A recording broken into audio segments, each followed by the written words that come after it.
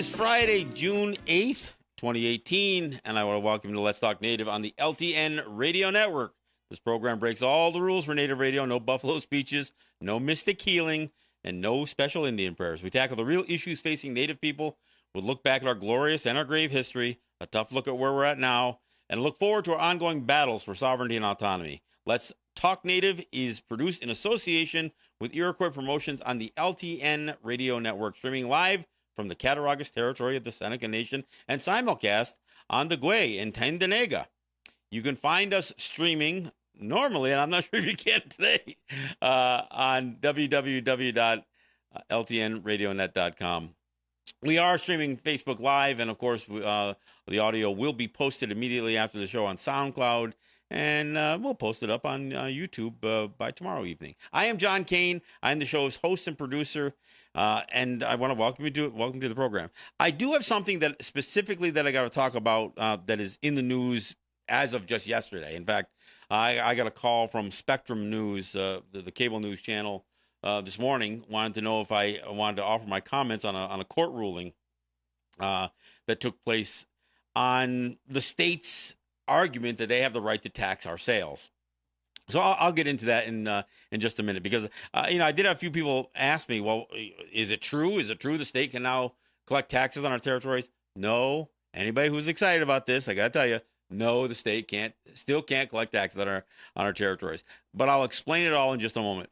First, I do want to say I did what I think is a really important show in New York on Thursday. I mentioned it on the last program that I would be addressing not just the Israel-Palestinian conflict and the atrocities, including the slaughter of Palestinians by the Israeli military and all of that. But I also wanted to address the fact that Israel was somehow awarded the ability to host the FIL, the Federation of International Lacrosse, Men's Lacrosse World Championship.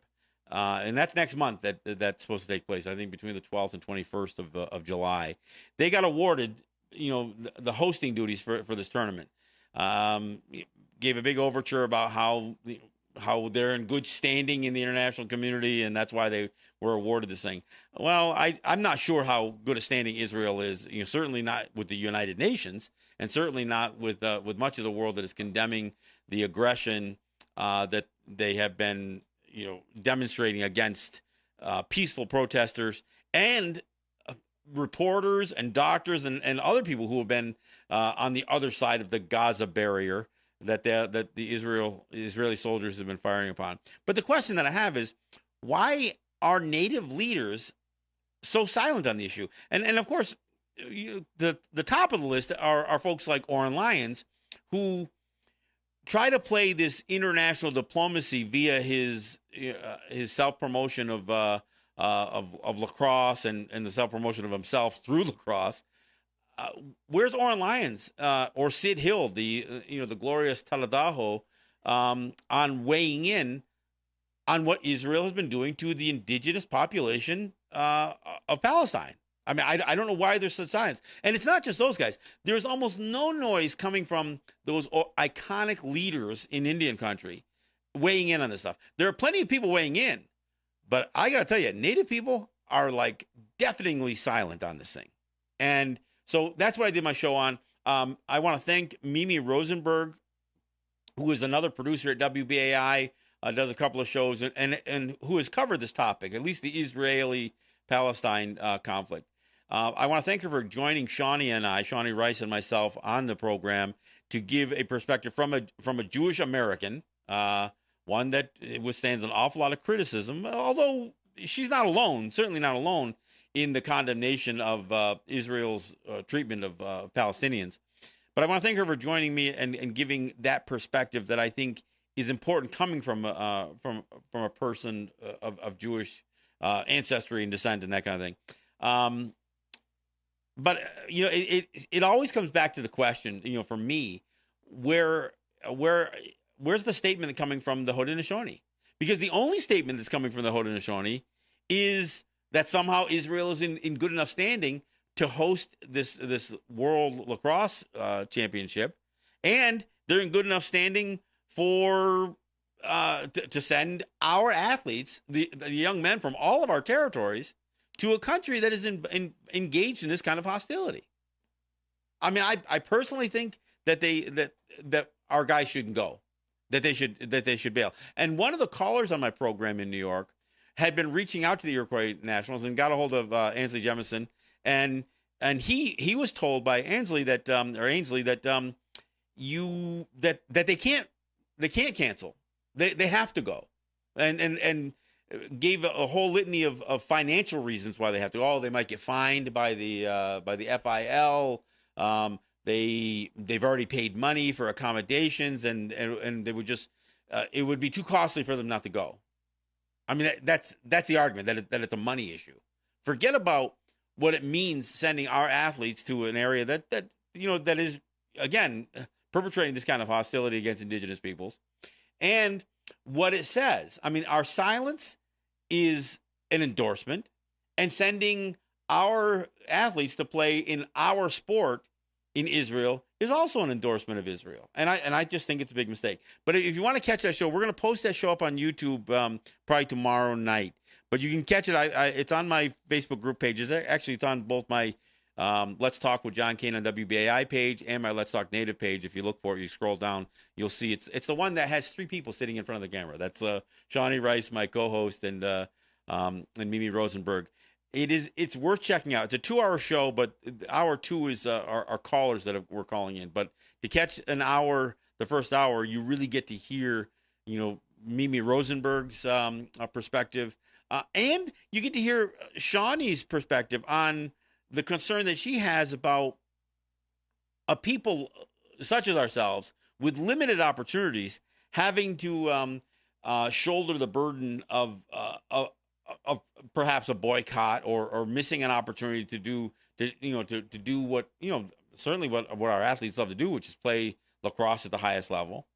I will add, though, in this story is also the story of Argentina that canceled what was supposed to be like a warm-up FIFA football or soccer game where they were supposed to play Israel, which in Israel is not really that competitive to a team of Argentina's stature. But what Israel tried to do was they moved the game that was supposed to be played, I don't remember where exactly, but they moved it to where they were going to play it in Jerusalem. And it just mounted up more of this, we're going to promote Jerusalem as our capital, the capital of Israel. And of course, it really did frustrate Palestinians, and the Palestinians were basically telling Argentina, don't come. And if you do come, we're going to burn your flag. And Lionel Messi, who is probably one of the most iconic soccer players there is today, they said if you come and you play in Israel, knowing what Israel has been doing, then we're going to call for burning your posters and your jerseys as well. And of course, there was I didn't see any evidence of any real physical threat being perpetrated against Lionel Messi or Argentine players. But at the end of the day, Argentina said, look, we're not going. There's a humanitarian issue here. We understand the message that we're sending to Palestinians, and make no mistake about it, Lionel Messi is very popular worldwide. He plays for Barcelona, in the Premier League, and he plays for Argentina as a country's team. He is very popular even in the Arab community, and his popularity was going to take a major blow if he came with the Argentine team to play in Jerusalem. And so Argentina said no. They said, we've got better matches we could play anyway. It doesn't make sense. And in fact, from what I understand, Lionel Messi is a pretty affluent athlete. He suggested that any costs associated with their cancellation, that he volunteered to shoulder the burden of any costs associated with that, which is interesting considering what we're hearing out of the Iroquois Nationals, that somehow they are bound to go. And of course, this is a tournament that's more than a month away. It's funny. We never heard from the Iroquois Nationals on how much money they lost when they couldn't go to Manchester in 2010, or when the women's lacrosse Team Haudenosaunee Women's Club couldn't go to Manchester, England, because of passport issues and that fight, which doesn't seem to be, we don't seem to be winning that battle, at least not with the United States or Europe. but because Israel says, "Oh, we'll let you come here on your passports," all of a sudden we can. That is such an important issue for guys like Oren Lyons that he'll ignore the fact that Israel is guilty of these hostilities and atrocities against the Palestinians. So I don't know. Check out the show. It's worth listening to, and I'd be interested in your comments. Look, and if you don't agree with me, that's okay. I'm interested in hearing those comments too, especially from Native people. I've been kind of going back and forth with this one gentleman who is actually the executive director of Israel's Lacrosse Association, who's been making all these defenses for Israel and saying, "Oh, they're justified in defending themselves." And I said, "Look, you're firing live rounds at people with rocks. I mean, come on, that's not exactly, your nation's defense isn't that much in jeopardy, for crying out loud. And you shot reporters and doctors. I've talked about a doctor from London, Ontario, who got killed recently. There was this female doctor that was killed, who was walking with her hands up, wearing a lab coat and the whole bit, but still she was shot in the chest. And look, some of these shots aren't coming from just the Israeli military spraying bullets. These are sniper rounds. This is somebody drawing a bead on somebody and shooting. And the fact that the Israeli military is saying, well, we are not shooting unarmed protesters with live rounds above the torso. Well, yeah, you are. And even if you're shooting them in the legs, you're talking about crippling people, maiming people for life. I mean, there's story after story of people who had to have their legs amputated because of getting shot in the leg by live rounds from the Israeli military. But anyway, I don't want to belabor that point on this show. I recommend highly that you check out the show that we did in New York, and that's Let's Talk with John Kane on WBAI radio in New York City, and I've got it posted up. So by all means, check it out. All right, now let me address this. Now, a number of years ago, going back to Cuomo Sr., Mario Cuomo, he was the governor when he was trying to press and put a stop, basically, I should say, to New York State wholesalers supplying our shops with untaxed cigarettes. See, I mean, the state has always recognized that we have the right to purchase goods without paying New York State tax. The argument that Mario Cuomo was trying to make is that while we have the right to purchase for our own use and consumption products that are untaxed, we don't have the right, as far as Cuomo is concerned, the right to purchase products only to turn around and resell to New Yorkers or non-native customers coming onto our territories. Now, I don't agree with that, but that was the position that he was taking. So the argument that he made was that he could force his New York State wholesalers to put a stamp on all the product that comes our way and only refund those wholesalers a quota limit on the number of cigarettes or tobacco products that would be consummate with our population. So in other words, there'd be a quota system set up that X amount of tobacco products could go to Cattaraugus, X amount could go to Allegheny, X amount could go to Tuscarora or Tonawanda, and any product above that, what he was saying was that the New York State wholesalers would have to charge tax on it. And it would only be a certain number that they could sell to each territory that they would be reimbursed. Now, they were still going to shoulder the cost of paying those taxes up front and then be reimbursed, which was a terrible system. So anyway, when Cuomo the senior, when Mario Cuomo tried to do this thing, it was challenged by one of the New York State wholesalers, the Atiyah brothers, and it went all the way to the Supreme Court. The Atiyah brothers, what their challenge was that they had a federal Indian trader's license, and because they had a federal license, what they're saying is their sales that they were conducting to native territories was not being done under the New York State license. It was being done under their federal license. And that federal license superseded the arrangement, the relationship, and the commercial transactions. When he first presented this argument, he lost. He appealed it and then won, and then it went all the way up to the Supreme Court. And the Supreme Court ruled against Atiyah, basically saying, no, we've got other cases where the the courts have held that a minimum burden could be placed on native territories or tribes, I should is the way they word it, themselves to collect taxes for the state. And we've had several cases, and they cite them. Potawatomi, Colville, Mo. These are the cases that get cited. And in those cases, the courts have upheld that a minimum burden can be placed on the tribes. So if a minimum burden can be placed on the tribes to collect state taxes, then a non-native wholesaler who is really a New York State wholesaler with a federal Indian trader's license can't claim to have some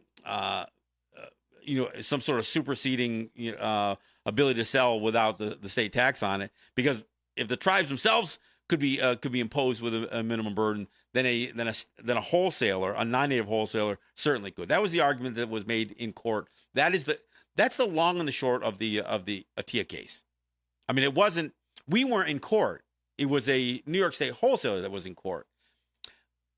I will say, though, in that case, one of the things that was stated clearly in the opinion was that the intent and the system that New York State was putting in place, which was to pre-collect a tax, pre-collect a tax before product would come to our territory on a product that that they claimed was going to be turned around and sold to a non-native consumer, that stood on markedly different ground than the state trying to tax something that we manufactured, that we added value to. So that was made clear even in this Atiyeh case, that they were not giving the state the right or the power to tax our activity, but they were siding with the governor in the ability to pre-collect a tax on a product that they viewed was being sold to New Yorkers and others anyway. I don't agree with that, and of course, the implementation of that is very, very problematic. But this, because the implementation of a system that would make sure that we weren't wrongfully being charged taxes for our own use and consumption, Mario Cuomo never was able to put this thing into play. But by the time Andrew Cuomo comes in, they have tried to refine a system that involves coupons and, like I said, refunding wholesalers and again detailing a quota system, and it was enough to pass muster for the courts. And the court said, okay, we think you've met a standard. Of course, they didn't. I mean, there's a lot of holes in that thing. But so the courts went ahead and said, okay, New York State wholesalers, you can no longer send tobacco products to native territories without a stamp on it. And that was like 2009, and that essentially ended our relationship with New York State wholesalers conducting commerce with them. So that was the court case that was on the books. Now there were some clear things. Clearly, there were some things that were missing in the argument, and among those was the fact that the implementation of the quota system is an utter failure. I mean, this isn't a situation where native people can still buy a carton of Marlboros without paying New York State tax coming from a New York State wholesaler. What's happened is you've got a state wholesaler that'll say, okay, X amount of tobacco products can go to each territory, and I'm just going to dump them on this retailer or that retailer. It isn't about our rights. This is just limiting the amount. So what's happening is a few people are making a bunch of money off of selling cigarettes that have a New York State stamp on it, because the wholesaler will get refunded as long as they don't sell more than their quota. It's an absolutely terrible system. But that's what the courts had defended back then. What happened recently was, because there are flaws in what the arguments were the last time, there was an attempt to challenge that ruling from 2009. And that's what was ruled on yesterday. The New York State Supreme Court essentially upheld the previous ruling. So anybody who thinks that somehow New York State just gained the right to taxes, no, that's not right at all. New York State has claimed all along that they can tax our sales to non-natives. In fact, among the flaws in that ruling that defends that position is that they go further than that. they claim that not only can New York State tax a product we sell to a New York State resident, but they claim they could, like, I'm Mohawk, I'm Gunyagahaga, I live on Seneca territory. My body doesn't count in the population.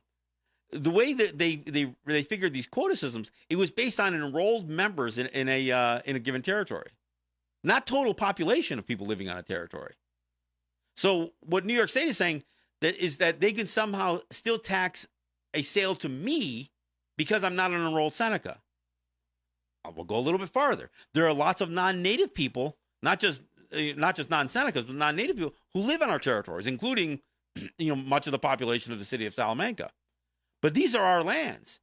So for New York State to say, oh, we can tax any of the sales to somebody who's not an enrolled Seneca is just a terrible flaw. Now, I don't know if these were the additional arguments that were made, or if the other argument that really has never been addressed is that, according to New York State law, everybody in New York, whether you're a resident or whether you're passing through or whatever else, can bring up to 2 cartons of cigarettes into the jurisdiction of New York, including New York City, where there's even more taxes, without a stamp on it. I mean, their laws, in fact, they have a reporting requirement if you bring tobacco into New York as a consumer, that if you bring more than 2 cartons of cigarettes, you've got to fill out a form called CG15. Yeah, CG for cigarettes, right?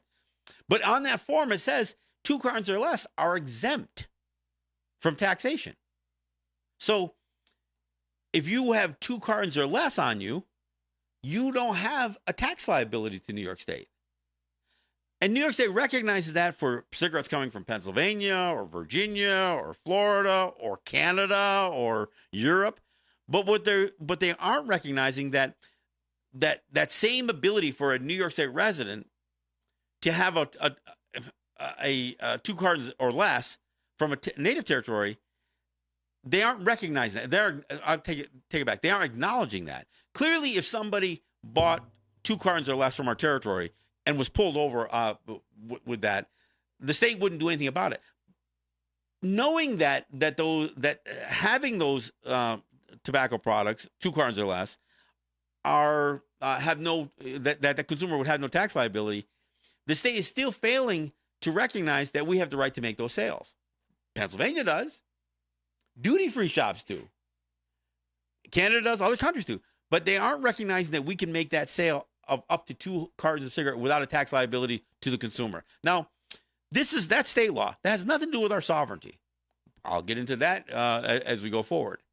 But see, there were missing arguments that never were made in 2009. So this attempt was to raise some of the additional arguments that weren't effectively made back then, but the court still held. The court still held that the state has the right to tax the sales that we make on our territory to non-natives. Now, having said that, although the courts are holding that, there is still no ability for New York State to tax the sales that we conduct. So the only leverage they have goes back to that original Mario Cuomo scheme, which is the pre-collector tax, which is why we don't buy from New York State wholesalers. Again, except for that little quota amount that I mentioned, where some territories are, and I don't think all territories are doing that. But we had transitioned. Remember that little disclaimer I talked about, where I said the Supreme Court noted that the product that we add value to or manufacture ourselves stands on markedly different ground, and that's the language they used. Well, that's native brands. The lion's share, the vast and overwhelming majority of tobacco products sold on our native territories are native products now. They aren't the Philip Morris products. They aren't the Lorillard products or the R.J. Reynolds products. So, and we're not buying from New York State wholesalers for the most part. So we sidestepped all that. There is the state has no ability to collect tax on a sale that we make of our product to even to a New York State resident, even to somebody taking it right into New York City. They have no ability to do that. So nothing has changed. So if you're worried, if you heard about this, and you're worried that somehow the state is going to be emboldened by this and is going to come after us, look, where we are still vulnerable is when we leave our territories and we transport product from one territory to another, which is something that the state has still been wrongfully and unlawfully interfering with. And I got a note here that just because a state court upheld a New York State law, that's fine through the prism of New York State. But if you want to look at this thing through our lens, we've never given the state the consent to tax our activity in our territories. We've never given the state consent to interfere with our native-to-native commerce. So the fact that the state does it, the only way they can do it is to ignore any distinction about what native-to-native trade is versus any other state commerce. In fact, they want to claim our commerce as their commerce. And in doing so, they have to ignore any distinction, any autonomy, any sovereignty, and they have to just lump us in as some sort of rogue or renegade. I hate to use that word because of its connotation, but rogue black market. And we aren't a black market. You know, we are doing our commerce in the wide open, and we are not organized crime or anything. Our products are not smuggled. They are legitimately manufactured. In fact, here's the other irony, is our products are produced in total compliance with federal law, including federal excise tax being paid on it. I'm not necessarily crazy about that. I think we should take a stronger stance on that. But that's the other thing is, obviously the feds almost are completely looking the other way because we are totally compliant with federal law. We are just refusing to let state try to enforce its law on us. Hey, look, we're at the bottom of the hour, so we'll take a break. When I come back, I want to get into some of the details on some of this, and we'll do that when we come back. This is John Kane. This is Let's Talk Native. We'll be back in just a minute.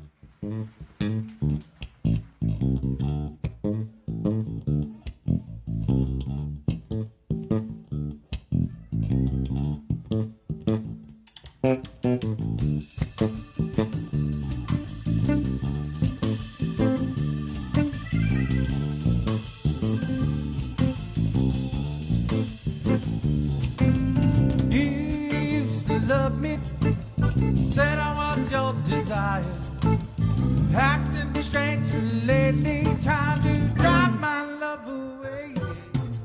I'm cutting out on you, baby. Girl, I'm going back up the line. If I stay another day, you're gonna drop me out of my mind.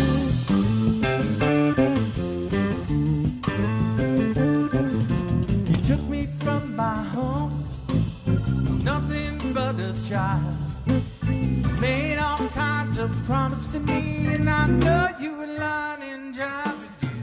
I'm cutting out on you, baby. Girl, I'm going back up the line. If I'm staying another day, you're going to drop me out of my mind.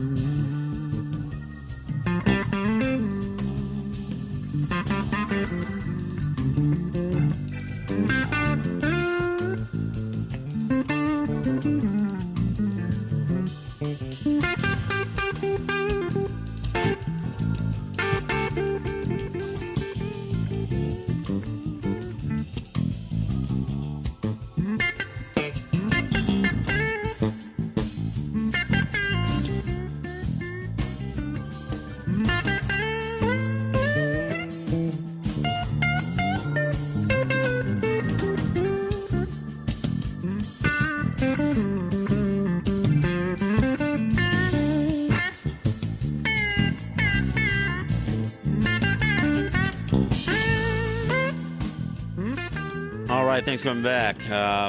Look, let me give a shout out to my sponsors before I continue on this.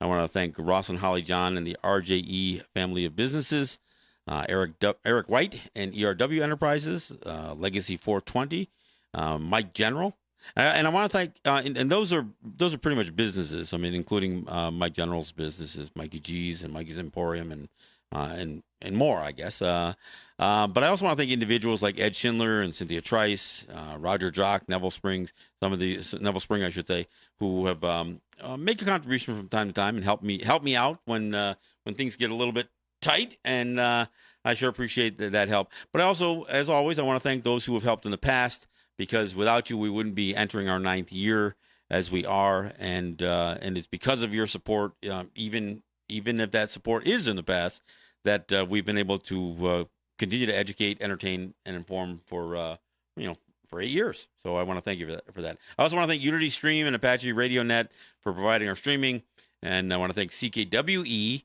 the Gway, and Tandanega for the simulcast and the rebroadcast of the show, as well as some of the internet networks, Netroots Radio, Real People's Media, Indigenous Resistance Radio, to name a few, who carry this program on their networks.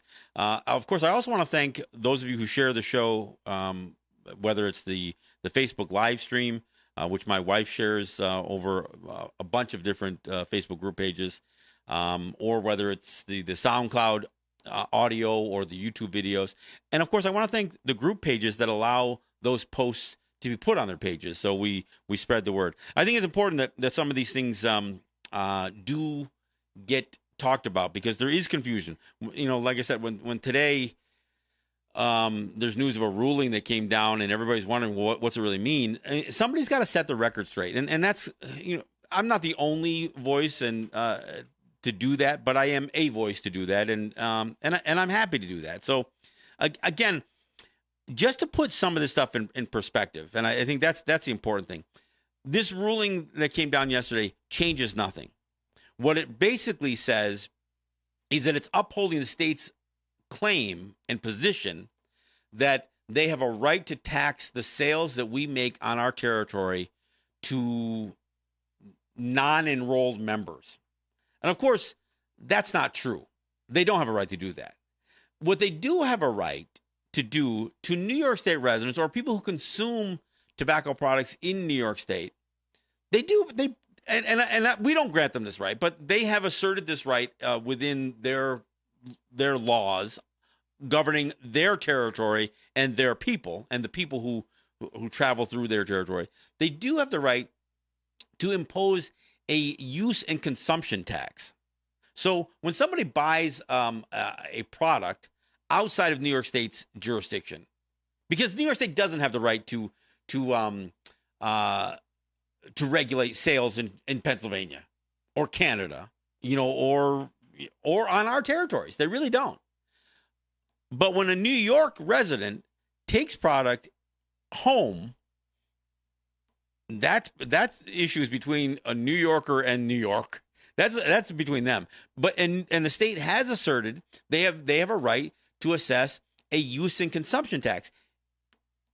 So what I'm saying is, when they don't have the ability to assert sales tax or sales regulation, like in Pennsylvania or Virginia, another state or another country, or in our territories, they do have a right to assert a use and consumption tax for product that is used in New York State.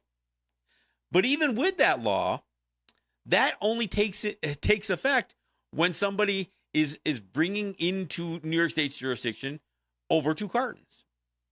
So for all intents and purposes, if the court were being legitimate in their ruling, they would acknowledge that our territories have a right to sell up to 2 cartons to every of-age resident in New York State.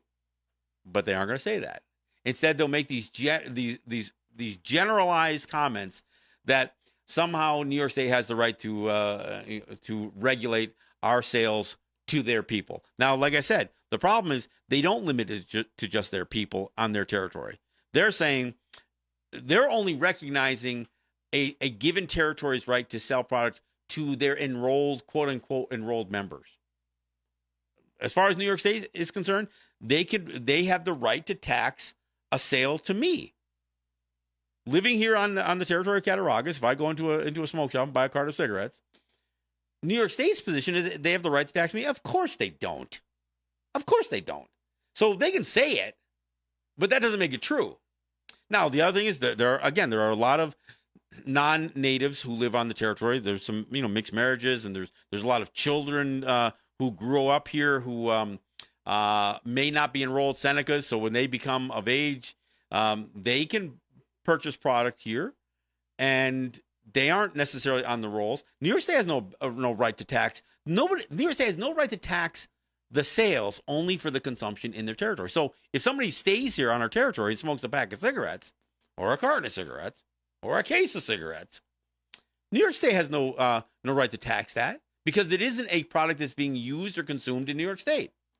Even if they consider the some of the population that lives on our territories as Americans or as New Yorkers, the reality, if they're living on our territory, New York State really can't claim them. I mean, yeah, they can get New York State driver's licenses and that kind of stuff, but they can't claim the activities of their residency, put it that way, because their residency isn't in New York State. See, and these are some of the holes that were in that went into the state's decision. I went to some of those hearings, and some of those hearings weren't even on the law. It was on the regulations. You have people have to understand there's law, and then there's regulation, and then there's policy. And if you don't know the difference between the three, a law is what the legislature passes. Then, in order to implement that law, there's a whole nother organization within the state, and I can't remember the name of it, but whole nother that has to craft regulations, and then those regulations have to be legitimized, and the courts have to approve the regulations, oftentimes, or some means, by some means they have the regulations have to be approved.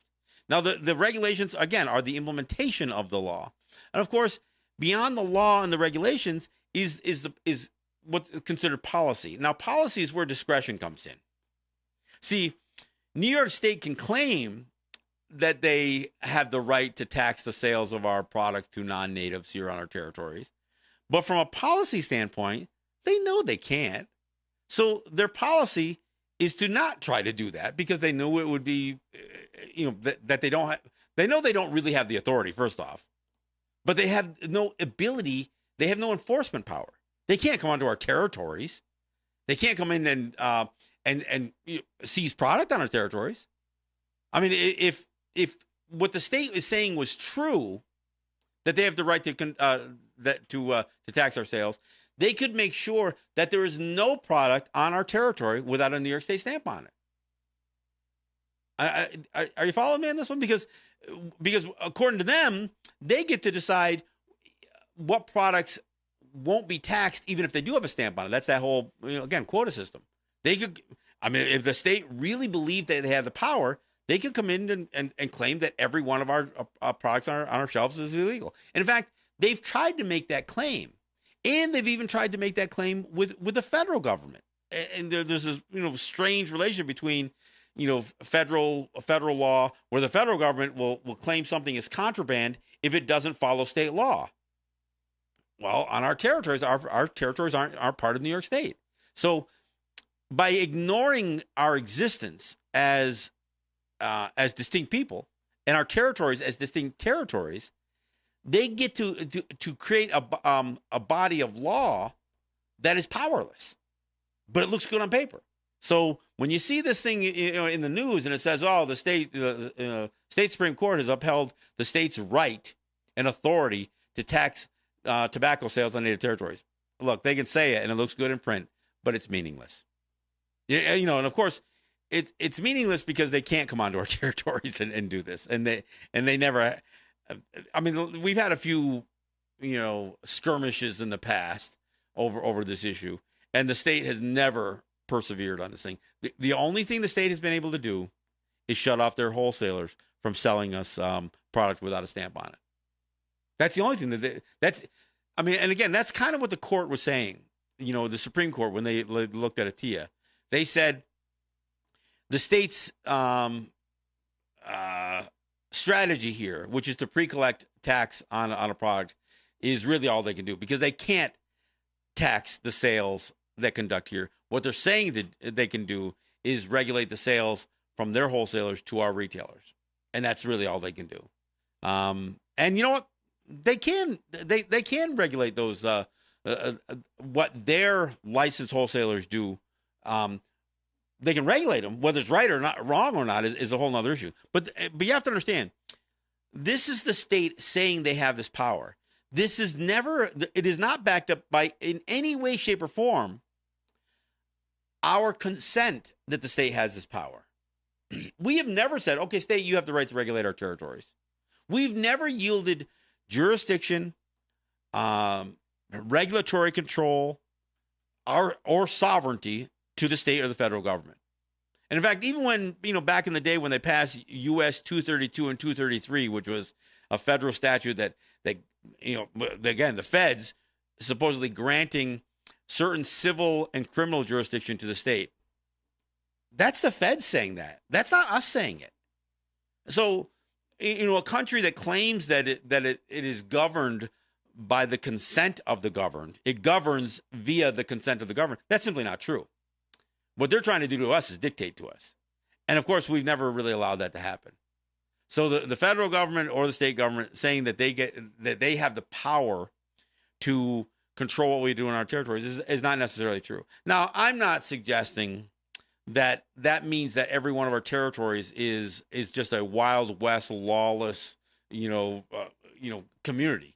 Look, we have our own standards, and it's not about having a rigid set of laws or regulations or penal code or anything else. We have standards, for the way that we operate.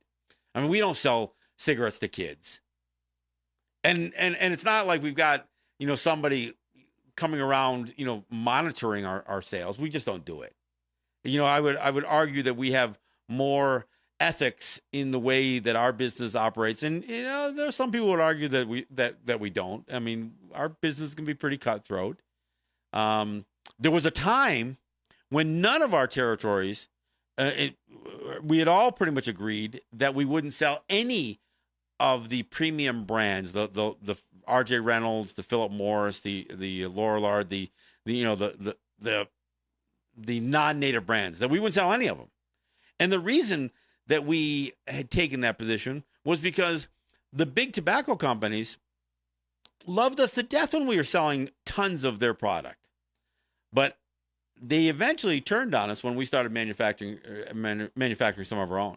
And in fact, they actually worked. I mean, from what I understand, Philip Morris in particular helped craft legislation that would end our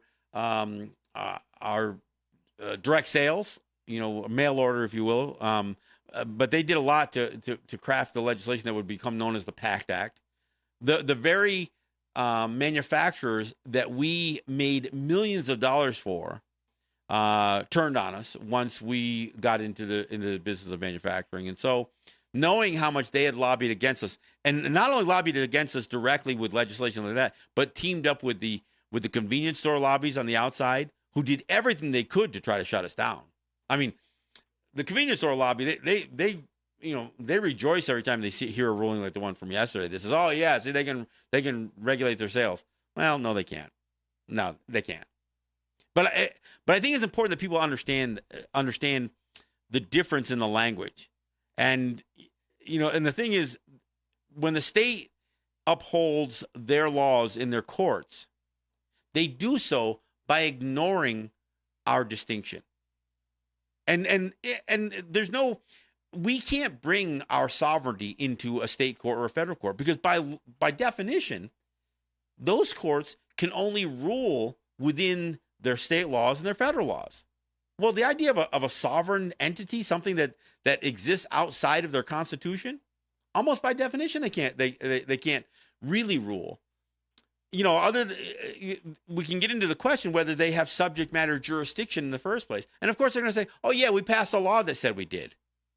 They can't cite a day or an event, a surrender, or any type of historical event that shows a transfer of our sovereignty to them. They can't. It doesn't exist. It never happened. And in fact, I would argue that it's probably never happened in any native territories, but it certainly hasn't happened here, not amongst Haudenosaunee. So their argument about having jurisdiction or asserting jurisdiction is, I mean, it's like standing in a room and saying you're all powerful. Just because you say it doesn't make it true. Yeah, and of course, the other area that so again, the lens that we view this stuff through is like just frivolous claims from the state. I mean, that's our view of it. It doesn't matter what they say. And in the federal government, they dance around the subject. To a large degree, they dance right around this thing. They, on some, by some angles, it looks like they support the state in their claim that they can do certain things, but then other places they totally hands off. Like I said, the feds get their federal excise tax off of tobacco products on our territories, and they don't team up with the state, at least not too often, to suggest that we have to be both compliant with state and federal law. No, they don't do it. But the other lens that is always neglected here is the international lens. Now, I would love to hear state courts not just dismiss our sovereignty claims, because that just makes it clear where we stand with them. They usually just ignore them altogether. But the other thing, what I really would love to have them say is, "Oh, we don't care that the UN Declaration on the Rights of Indigenous Peoples existed. We don't care that the international community has declared a minimum standard for what nation states have to recognize in regards to an indigenous population. We ignore it. In fact, we reject it, and we simply aren't going to abide by it." I would love to hear some state judges and federal judges and some legislators say that, because that strengthens our case when we're having a debate at the UN or with other countries to say, look, any of you who think that there exists within the U.S. system some equitable remedy for the conflicts that we have with the state of the federal government, it's simply not true. Look, they reject the minimum standard that the rest of the entire world, and in fact, I wouldn't even say just the rest, because even the U.S. and Canada and New Zealand and Australia, even those countries that voted against the UN Declaration on the Rights of Indigenous Peoples back in 2007, they've said, oh, yeah, we support the aspirations of the agreement, but they still violate it. There's almost none of the articles of the UN Declaration on the Rights of Indigenous Peoples do the U.S. or Canada abide by. I mean, and central to the premise of the UN Declaration on the Rights of Indigenous Peoples is a line that repeats itself over and over again throughout the document. And that line says, refers to free, prior, and informed consent. There it is, folks. That's it. That's the UN Declaration on the Rights of Indigenous Peoples. So free, prior, and informed consent. That's what it says. That nation states, meaning the United States, not individual states, but obviously individual states have to follow, that nation states must obtain free, prior, and informed consent from indigenous peoples when they are taking actions that affect them, whether it's environmental issues, whether it's legislative issues, whether it's regulatory, whatever it is. And that's what the UN, that's what the entire world has said. That until you've gotten consent from these people, you just can't assert authority over them. In fact, even prior to this being passed in 2007, it's clear that the international community has regarded this notion of denationalizing a people like us, for the United States to say, well, yeah, you're all Americans and we're going to treat you like all Americans. That's actually considered a war crime. Yeah, it is. In the international community, the notion of suggesting that we no longer can assert our own nationality as Mohawks or Gunyagahaga or Senecas Onondawaga or Oneidas Onyotaaga, that we can't do that because the state's going to say, oh, no, you're a New York State resident, you're a U.S. citizen. No, that's actually, again, it's a war crime. That predates this. I mean, that's something that was a conversation that was being had in 1913 and would become codified in the international community after World War II. This notion that denationalizing a people is a war crime. So the idea of asserting your regulations on our territories is a part of that denationalization. So if you view even this ruling from yesterday through an international lens or through a native lens, you realize what BS it is. And that's exactly what it is. Look, I don't resent the idea that somebody thought that there were arguments left off the table in 2009 that if made now, may have altered that ruling. But let's be honest, folks. Us willingly going into their courts is a mistake. Now, I say willingly because if we obviously get dragged in because of a criminal charge or have, millions of dollars worth of, products seized or frankly, thousands of dollars worth of products seized, if we get dragged into their courts, then I think we make our argument. But I think the idea of petitioning their courts for remedies is a mistake. I mean, it is. And the reality is, our people know it's a mistake. That's why we get into this debate. I remember a few years back when the Seneca Nation says, no, we will not use a treaty argument in federal court. Really, why is that? What they argued is, we will not let a judge rule on the interpretation of our treaties. Well, they're already ruling on the interpretation. Just because they're not announcing a ruling, the fact that they're ignoring our sovereignty is their adjudication of our sovereignty and the eradication in their view. See, I would rather have these judges make a blatant disregard for who we are and our sovereignty. Because if all we're going to do is go in there and challenge their laws,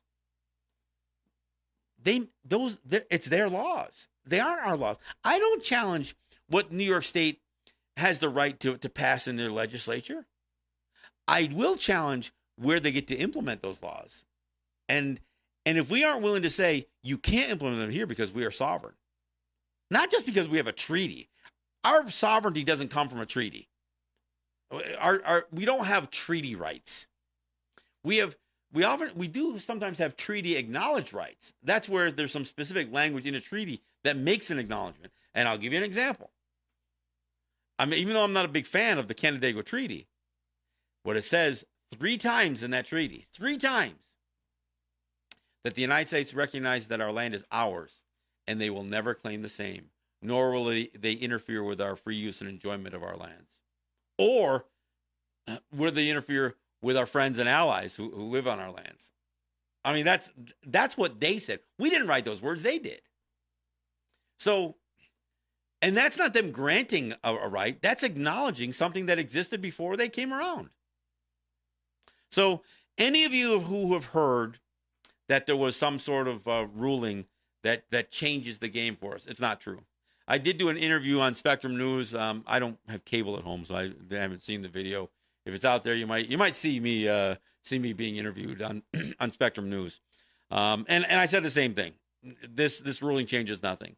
So try not to get too excited about it, and don't start assuming that somebody just sold you out, because that's the other mistake that that's the assumption that many of us want to jump to, the conclusion that we want to jump to, and that's not true. So look, I'll be back here on Monday. We'll do another show. I'm sure we'll have something else to talk about then. I want to remind you to check out my show from New York last week. It's Let's Talk with John Kane on WBAI in New York City. Check it out. Like I said, if you see the video on Facebook, it's the one that's got 3 of us sitting in front of the camera. Check it out. It's a powerful show about what's transpiring with the Iroquois Nationals going to play in Israel in spite of Israel's action. So I wanted to mention that. Other than that, I'll see you back here on Monday. Yahweh. Thanks for listening.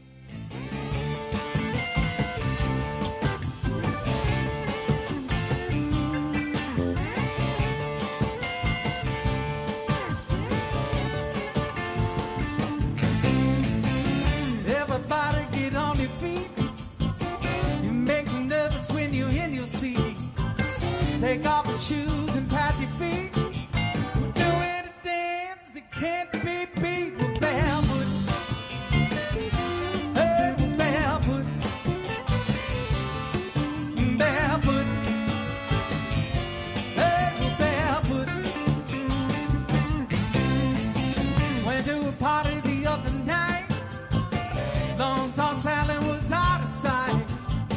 through